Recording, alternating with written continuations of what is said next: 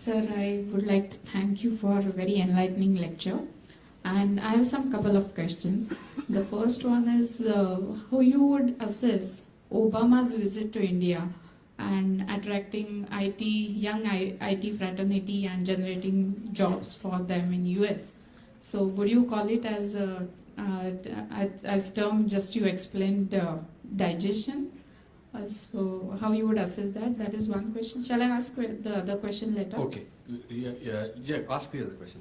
The other question is how would the synergy between materialism of today and the spiritualism of our tradition and culture can be attained? Because no doubt science and technology has given us enormous comforts, but at the same time having a peaceful sleep is also equally important. Sure. And whether in the world of competition, whether we are able to get that. Good. Thank you, sir. Both are excellent questions. So I think trade is not digestion if we do it with strength. If two people are exchanging, I am giving something to her, she's giving something to me, but we are both equals. Not one is being taken advantage of, then that is not digestion. That is trade. So if India is exporting IT and we are importing something else, we are importing airplanes from them, that is all trade. What bothers me is that these call center people are all faking an American identity. They've got names like John and Paul and Susie and all that.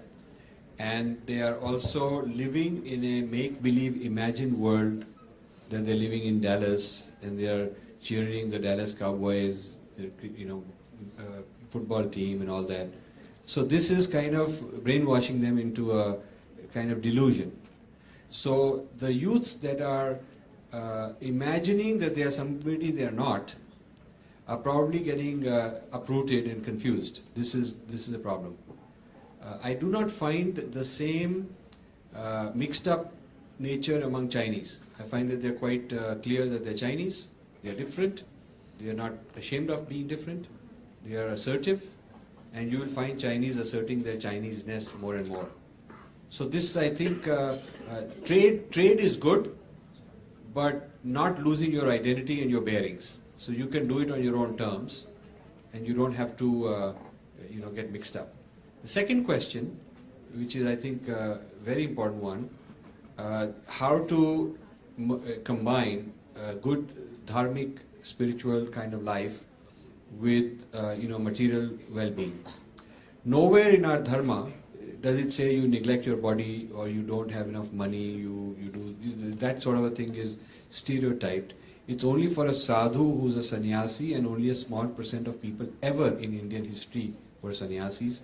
And nowhere does it say that the goal is to make 100% sannyasis, because if you have 100% sannyasis and not a balance of varnas, then you're not going to have a functioning society. So the sannyasi dharma and the sannyasi ideal is only for certain people. And often, since they are the teachers, they tend to teach as if everybody else is supposed to be like that. But people are not supposed to be like that. There's always been people who are traders, people who are political leaders, the Kshatriyas, there have been all kinds of people. You look in the Mahabharata, you look in the physical evidence of how much Indian monuments there are, how great the scientific technological thing is, like I was mentioning, and there is no doubt about it. Now today, the practice of what I call Adhyatma Vidya, the inner, which the best translation I can give you is inner sciences. The science of the inner being is becoming extremely important in the West as a way to enhance learning. Accelerated learning techniques are being developed out of this. Mind management, harmony among people. Prisoners who go through this Adhyatma Vidya are given lighter sentences, and some of them are let out easily because they're less violent. They can show that they're less violent. So this inner science is good for your performance in the outer world.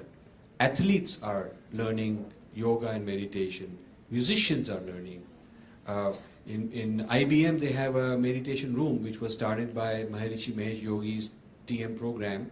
So anybody who is initiated or anybody at all who wants can go during working hours, sit quietly and meditate and come back, and there's nobody thinks that there's anything wrong with it.